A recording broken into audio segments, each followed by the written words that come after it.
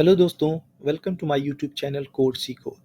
दोस्तों, Python series की यह मेरी चौथी वीडियो है और जिन लोगों ने अब तक पाइथन सीरीज़ की पिछली 3 वीडियोस नहीं देखी हैं, तो एक बार आप उन्हें ज़रूर देख लीजिए क्योंकि हम बिल्कुल स्टेप बाय स्टेप चल रहे हैं ताकि आपको पाइथन सीखने में कोई परेशानी ना हो। तो आज की इस वीडियो का जो टॉपिक है वो है वेरिएबल्स। पाइथन के वेरिएबल्स क्या होते हैं और उनको कैसे हम नेमिंग देते हैं, कैसे उनके अंदर वैल्यू असाइन करते हैं और साथ ही हम वेरिएबल्स के जो वैल्यूज़ हैं वो कैसे हम उसको चेंज कर सकते हैं। तो अभी हम एक बार अपना नोट्स देख लेते हैं, फिर हम एक छोटा प्रोग्राम यहाँ पे रन करके भी देखेंगे ताकि आपको और आसानी से समझ आ जाए। तो एक बार नोट्स ओपन कर लेते हैं। दोस्तों, वेरिएबल्स क्या होते हैं? पाइथन के अंदर वेरिएबल्स एक तरह का कंटेनर होता है जिसके अंदर हम कुछ डेटा स्टोर करते हैं। लेमन लैंग्वेज में अगर आप समझें तो एक तरह का डिब्बा होता है जिसके अंदर हम कुछ सामान रखते हैं।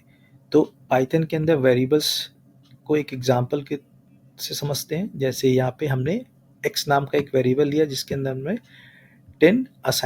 10 स्टोर किया हुआ है। उसी तरह हमने एक नेम नाम का वेरिएबल लिया जिसके अंदर हमने एक टेक्स्ट को स्टोर किया है। तो सेम उसी तरह इस वेरिएबल्स का यूज होता है, वो डेटा स्टोर करने के लिए होता है।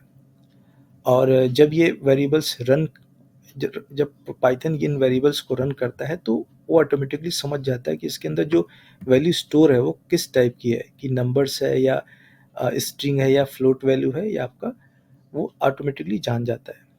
और एक बार इसका नेमिंग रूल्स वो देख लेते हैं कि पाइथन में जो वेरिएबल्स है वो किस तरह से बनाए जाते हैं।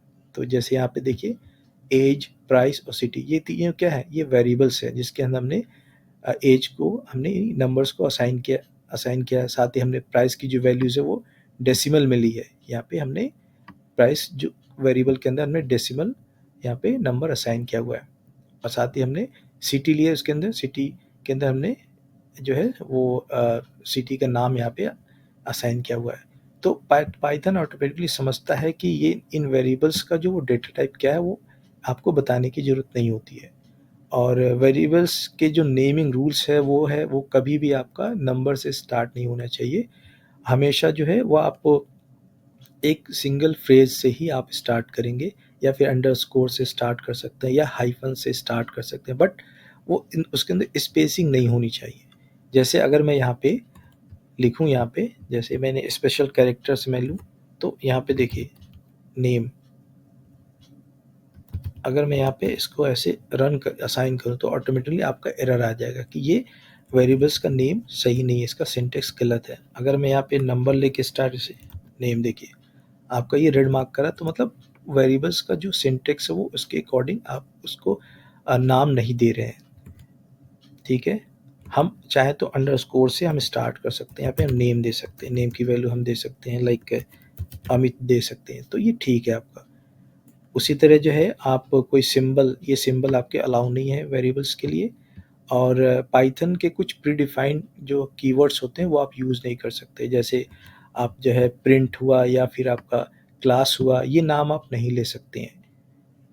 ठीक है, और यहाँ पे हम एग्जांपल को देख लेते हैं। जैसे नेम, हमने वेरिएबल लिया हुआ है नेम, और उसके अंदर हमने राहुल को असाइन किया है, यानी राहुल नाम का टेक्स्ट यहाँ पे असाइन है। My hyphen my underscore my age, हमने एक वेरिएबल लिया जिसके अंदर हमने नंबर असाइन किया है। अगर रॉन्ग इसका सिंटेक्स देखें, टू नेम, जैसे मैंने अगर यहाँ पे लेता हूँ तो वो एरर बताएगा। देखिए आपका ये नाम, यानी टू और नेम जो है वो गलत आपका सिंटेक्स है। उसी तरह यहाँ पे स्पेस आप नहीं ले सकते। माई स्पेस नेम, गलत आपका वो सिंटेक्स है। अगर मैं इसको रन करूँ तो एरर आएगा। देखिए आपका ये सिंटेक्स इनवैलिड सिंटेक्स बता रहा है। ठीक है, और वेरिएबल के अंदर हम वैल्यू को असाइन कर सकते हैं। जैसे मैं यहाँ पे अगर यहाँ पे लेता हूँ, यहाँ पे मैं x की वैल्यू, पहली बार x नाम का एक वेरिएबल इसके अंदर हमने 10 असाइन किया, फिर हमने x की वैल्यू ली, हमने यहाँ पे 20 कर दी। तो अभी x की वैल्यू क्या है, मैं एक बार इसको प्रिंट करके देख लेता हूँ। प्रिंट, यहाँ पे मैंने x प्रिंट किया।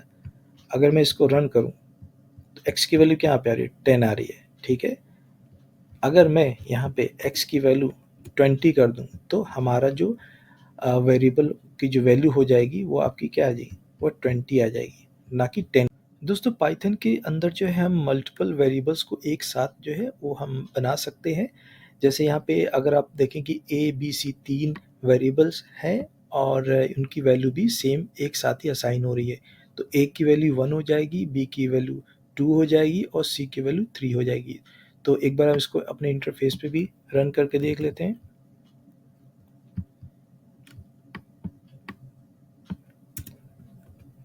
ठीक है, तो जैसे मैंने एक यहाँ पे ए, बी, सी 3 वेरिएबल्स लिए हैं और साथ ही उनकी वैल्यू भी अलग-अलग असाइन की है। तो मैं अगर यहाँ पे प्रिंट करता हूँ, प्रिंट में अगर यहाँ पे प्रिंट ए करूँ तो क्या यहाँ पे आउटपुट आएगा? ए की वैल्यू 1 आ जाएगी। सेम उसी तरह अगर मैं बी यहाँ पे लेता हूँ तो बी की वैल्यू यहाँ पे 2 आनी चाहिए। देखिए यहाँ पे 2 आ रहा है आपका। अगर उसी तरह सी यहाँ पे प्रिंट कराऊँ तो आपका सी यहाँ पे प्रिंट हो जाएगा। सी की वैल्यू क्या होगी? 3 आ जाएगी। ठीक है, अगर मुझे इन वेरिएबल्स का टाइप देखना है कि इन वेरिएबल्स का टाइप क्या आ रहा है, यानी जब हम प्रोग्राम रन करते हैं तो पाइथन उसका जो डेटा टाइप वो क्या शो करता है। तो जैसे यहाँ पे लिखूँ मैं प्रिंट और लिखिए यहाँ पे टाइप ए लिखूँ यहाँ पे। तो अभी देखिए इसकी जो डेटा टाइप वो यहाँ पे क्या प्रिंट करेगा। देखिए यहाँ पे क्या प्रिंट कर इंटीजर, मतलब जो यहाँ पे ए की जो वैल्यू है वो क्या किस टाइप की है, वो इंटीजर है यानी नंबर्स है यहाँ पे। ठीक है, अगर यहाँ पे बी को मैं यहाँ पे बी का जो टाइप देखूँ यहाँ पे तो भी क्या आएगा आपका इंटीजर ही आएगा यहाँ पे। सेम सेम उसी तरह आपका सी का है, सी का जो टाइप आएगा वो भी आपका नंबर आएगा। ठीक है, अब मैं अगर इसी में एक और वेरिएबल ले लूँ डी और उसकी वैल्यू मैं यहाँ पे दे देता हूँ डेसिमल में। जैसे मैं यहाँ पे 2.4 कर देता हूँ। अब मैं यहाँ पे डी को भी प्रिंट कराता हूँ। यहाँ पे मैं डी को प्रिंट करा देता हूँ और साथ ही इसका टाइप भी प्रिंट करा देता हूँ। अब देखिए यहाँ पे क्या आएगा। ठीक है, अभी यहाँ पे डी की वैल्यू 2.4 आ गई और इसका जो टाइप है वो फ्लोट है। तो यहाँ पे इसकी जो डी वेरिएबल का जो वैल्यू है वो है क्या आपका एक फ्लोट है, फ्लोट डेटा टाइप है।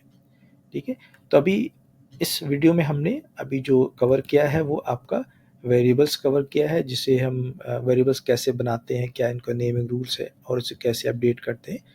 तो ये चीज़ें हमने देखी यहाँ पे। आई होप कि आपको समझ आया होगा। अगर आपको कुछ डाउट है तो आप कमेंट करके बताइए और अगली वीडियो में हम वेरिएबल्स की डेटा टाइप कवर करेंगे, क्योंकि वेरिएबल्स की डेटा टाइप की जो लिस्ट है वो थोड़ा ज़्यादा है। तो यहाँ पे हम अपनी अगली वीडियो में इसको कवर करेंगे। तो आप देखिए अगली वीडियो में हम पाइथन की डेटा टाइप्स कवर करेंगे, जिसमें इंटीजर, फ्लोट, स्ट्रिंग, बूलियन और यहाँ पे लिस्ट है, डिक्शनरी है। ठीक है, तो ये चीज़ें हम थोड़ा डिटेल में देखेंगे।